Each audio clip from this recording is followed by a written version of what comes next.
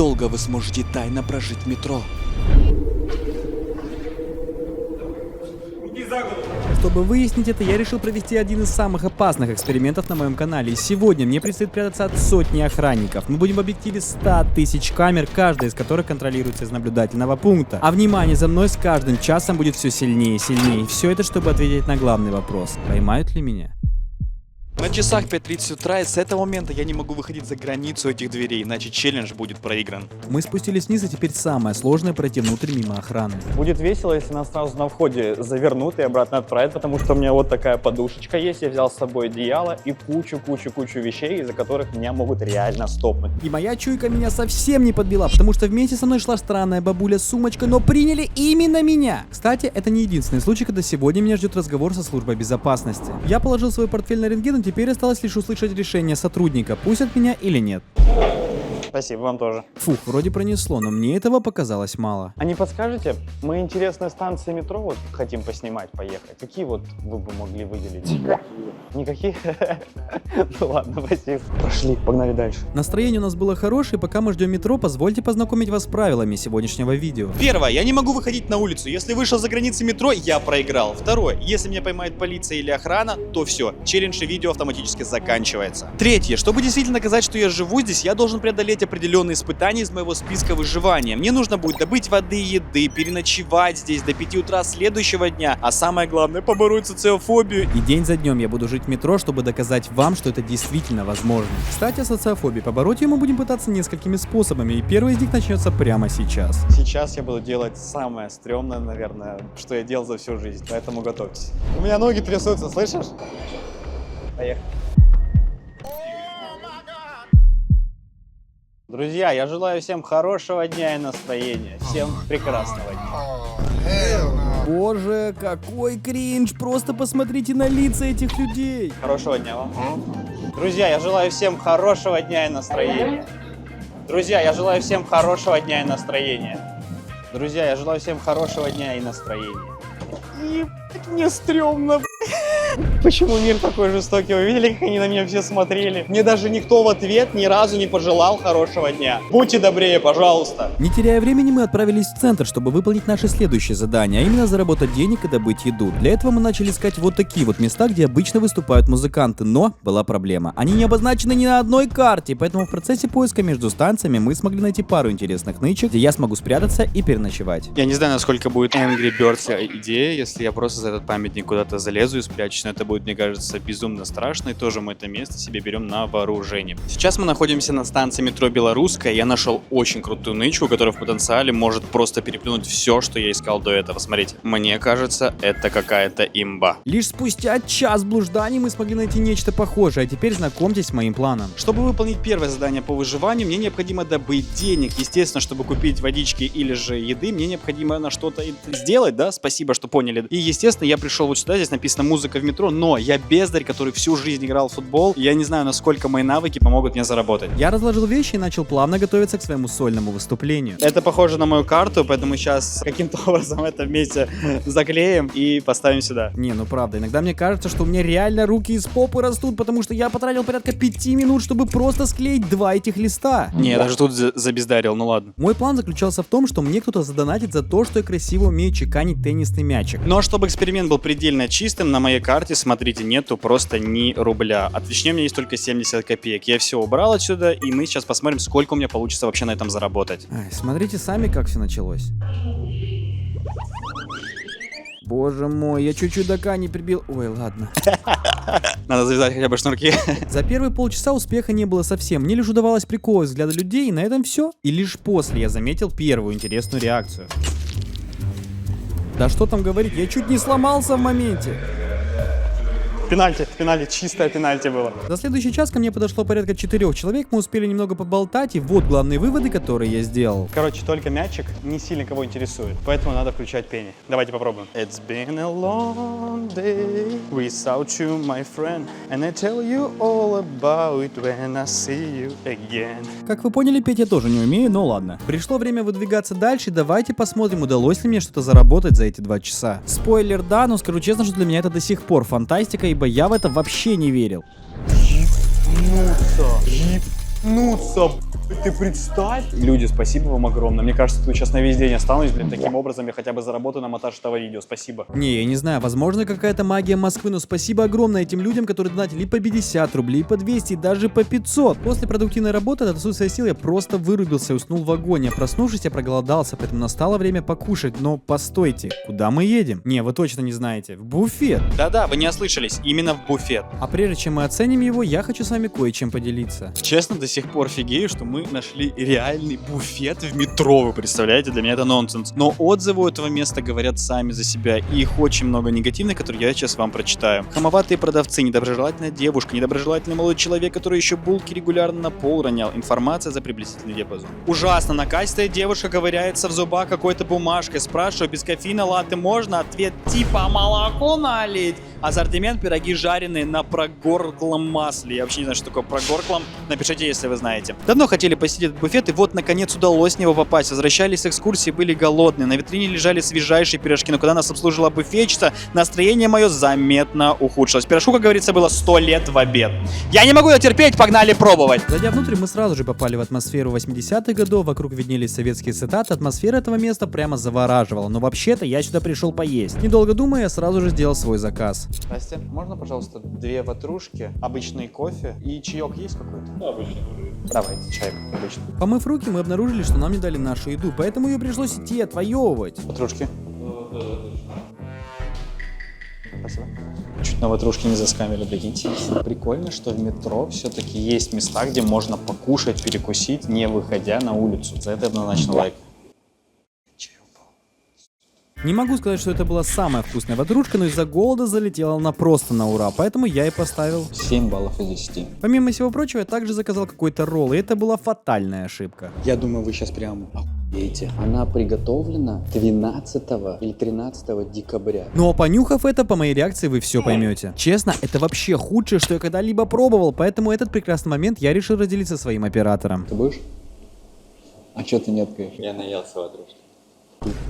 Естественно, курица улетела в мусорку, но дальше видео я кое-что придумаю, благодаря чему у меня ждет самый вкусный ужин за последнее время. Сразу же после еды мы пошли искать места для нычек, и только в Москве я заметил, как много людей толпами бегут куда-то друг за другом, и так как я шел за ними, то сделал первые выводы. Мы часть системы. А теперь серьезно, переходим к тому, что я действительно смог найти. Впервые за сколько время я езжу в метро, я увидел здесь туалет. И я сейчас туда зайду и кое-что вам хочу рассказать. Запомните, что здесь написано «Свободно», приложите карту для входа. Поехали. Не, ну это прикол какой-то, 100 рублей за пописять. В следующий раз я сделаю, как и в моем прошлом видео. Возьму бутылку с широким горлышком и все. Кстати, обязательно посмотрите, как я ночевал в магазине, если вы этого еще не видели.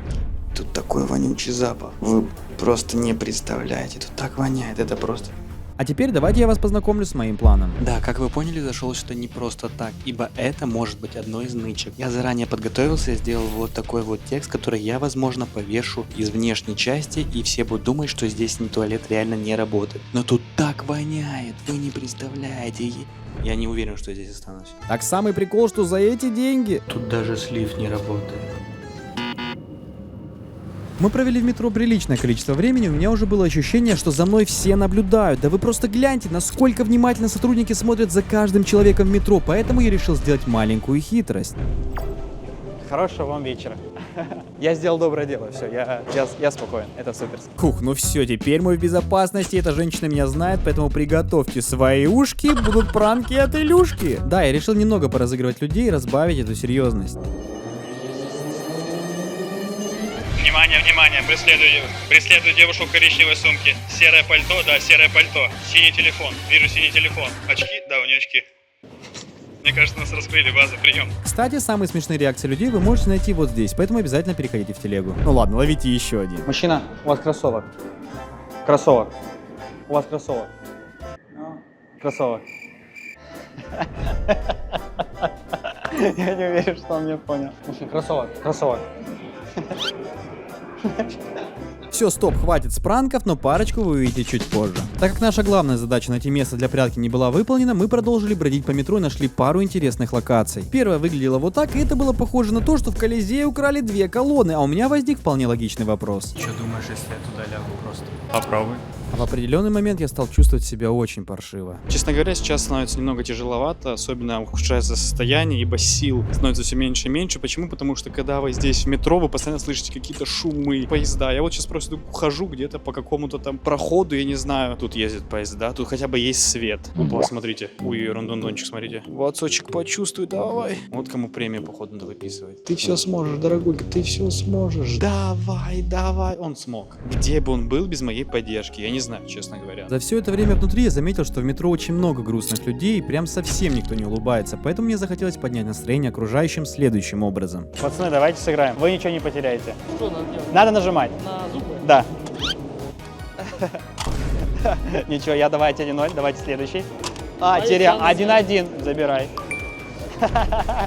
Я сам боюсь. Компания оказалась прикольной, поэтому я не остановился и подарил людям еще несколько приятных эмоций. Давайте сыграем. Страшно. Да. Все, хорошего настроения. Ну а на переходах между станциями полиции становилось все больше и больше. Они постоянно кого-то проверяли, и знаете, это действительно устрашало, особенно когда скоро этим человеком мог оказаться я. О, а это пранк. Здрасте. А можете подсказать, а можно мне чикен макнаггетс и колу? Нет, конечно, все, извините, пожалуйста. Это пранк, это пранк. Извините, мне стыдно. Ха-ха-ха, капюшон. Вот это да. Тебе понравился мой юмор? Очень смешно. Смог ли я победить социофобию, судить вам в комментариях. И кстати, несмотря на весь этот позитив, нычку для ночлега я все еще не нашел, а без ночевки весь этот эксперимент не имеет смысла. Приехав на метро Белорусскую, я был очень удивлен, потому что здесь есть вот такая интересная локация. Просто, я так понял, подъем наверх. Как будто бы это выглядит как прикольная нычка, мне так кажется. Сюда могу подняться, а дальше проход уже запрещен. Рассмотреть ее точно стоит, поэтому будем здесь. Помним и про памятник, сзади которого есть пространство, но на мой взгляд он привлекает слишком много внимания. На улице стемнело, а кушать хочется всегда, поэтому сейчас вы увидите самую гениальную идею, которую я только мог придумать. Наступило время ужина, и так как за весь день я закинул лишь одну ватрушку, я решил провести один интересный эксперимент. Мне стало интересно, если я попрошу какого-нибудь человека купить мне вкусная точка, принесет ли мне кто-то вообще это сюда или же заскамит. Поэтому давайте сейчас проверим это. Но это было не так просто. Бро, можете спросить, готов ли ты будешь принести мне вкусная точка в любой макомбо за вознаграждение? Понял. Первый, к сожалению, меня сбрило, вот дальше я прям удивился. Парень, можно тебя минуточку отнять? Скажи, пожалуйста, мы проводим один интересный эксперимент. Я не могу выходить из метро. Можешь ли ты сходить во вкусная точка и купить мне любое комбо за вознаграждение? У меня денег нет. Я тебе закину, я тебе все закину. Я тебе сейчас закину, отправлю, там на твоей совести, мы надеемся, что ты как бы придешь и нас накормишь потом. Что надо купить? Да любое макомбо, там с бигхи там какой-нибудь, там любое выбери, просто покушай. Ну хорошо, можно. Давай? Окей, давай. Я успешно перевел деньги Славе, он вышел из метро. И вы не поверите, прошло достаточно много времени, моего товарища все так же не было. Славик! Где ты, блин, а? Славик, ты где? Вячеслав. Меня походу кинули, друзья, вы не представляете, как мне сейчас обидно. Как это так? Как могло так случиться? Я не понимаю. Я не знаю, уже минут 40 прошло, его нету, представляете? Долго так продолжаться не могло, и когда надежда уже полностью погасла, я увидел это. Славян! Он пришел, и оказалось, что Слава даже снял материал на камеру, как он бежал и заказывал еду. Мой новый Кен попросил ссылку на YouTube и подписался. Ты тоже возьми сейчас и подпишись. Да-да, именно ты. Слава плохого не пожелает. Ну и... Как вы поняли, я наконец-таки смог добыть себе еду. Славе дополнительно еще закинул финансов. Я считаю, это вообще справедливо. Это не входит в бюджет, который у меня сейчас здесь был. Это моя чистая благодарность. И, естественно, я хочу вам сейчас показать то, чего вы даже не предполагали на протяжении всего выпуска. Как вы думаете, кто вот с этим вот столиком ходил очень много времени? Даже не знаю. А теперь настало время сделать это. Опа! Распаковка, ампакинг. Я закончил раскладывать столик и сделал первые выводы. Мне кажется, это самый лучший ужин, который вообще мог быть за все время, честно сказать. Это самый вкусный бургер, который я ел, потому что я весь день ничего не кушал, а Слава просто легенда. Не перестану это повторять. Люблю осуждающий взгляд окружающих. Женщина проходит. Насколько сильной была эта пародия, вы можете оценить в комментариях, но я перехожу к самой сложной задаче этого видео, а именно мне надо определиться, где именно я буду прятаться. Ну а перед этим... Ну что, братанчик, пришло время прощаться. Брат, я тебе не могу даже руку пожать. Смотрите, просто красава, блин, Дэн. Спасибо, брат, со стол. Я уже здесь остаюсь на ночь.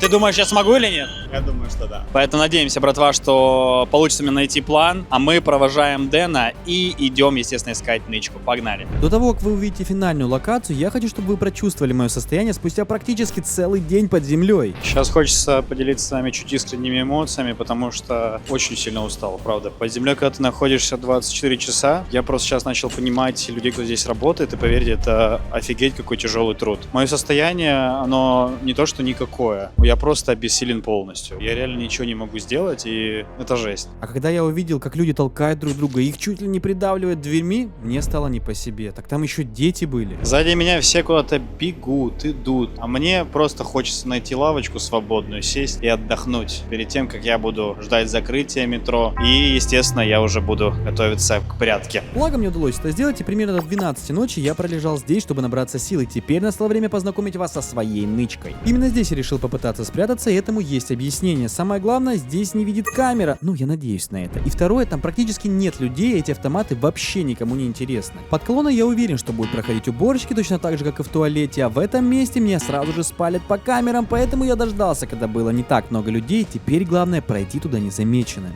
Все, братва, ну что, погнали, let's go. Либо сейчас, либо никогда, пойдем. Да, вы все правильно поняли. С соседней станции какой-то табор начал спускаться ниже, поэтому я сделал вид, что что-то покупаю. Только там очень много людей ходит, я не могу просто сюда сесть. Но прождав буквально минуту, я все-таки сделал это. Как страшно. Над моей головой стояла какая-то гигантская камера, и мне оставалось надеяться лишь на то, что она не повернется ко мне. Я тут просто стою. Спустя минут 30 наступил момент, которого я так сильно боялся, и теперь официально охота на меня началась, а усугублялось все еще и тем, что я не заметил вот эту дверь. Это пипец, мне так страшно. Я сижу здесь, вот тут сразу камера. Здесь дверь. Если кто-то меня увидит, мне хана. Метро закрыто, все, никого нету. Только что пошла последняя женщина и закрыла дверь, никого нету. Мне сейчас так страшно, вы не представляете, потому что абсолютно любой человек, который выйдет вот отсюда, автоматически закончит мой челлендж. И это просто нереально. Но было и то, что меня очень сильно раздражало и не давало уснуть. Примерно до 3 ночи я пытался подремать, попробовал все возможные позы, но в моменте понял, что точно не сегодня. И естественно, когда я снова проголодался, мне досталась самая громкая упаковка.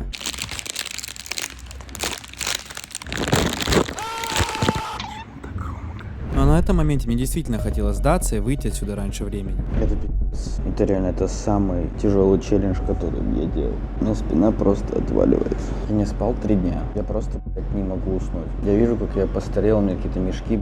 Да раньше такого никогда не было. Ну вот, наступило утро, и теперь самое важное — выйти отсюда как можно быстрее. Эта камера меня тоже напрягала, но мне нужно было идти. Короче, я предлагаю выходить просто и все. Просто никого нету. Вообще просто никого нету, вы представляете? Я слышал, кто-то прошел уже, но меня вообще не волнует ничего, потому мне главное выйти. Надеюсь, там открыто уже, пожалуйста, хоть бы там было открыто. Я хочу домой спать, я вообще уже сколько не спал. А теперь все зависит лишь от того, открыты ли двери. Все, слава богу, открыто. Тут идет дождь, братва, вот, смотрите. Просто офигеть, какой дождяра. Пожалуйста, подпишитесь на канал и посмотрите это видео.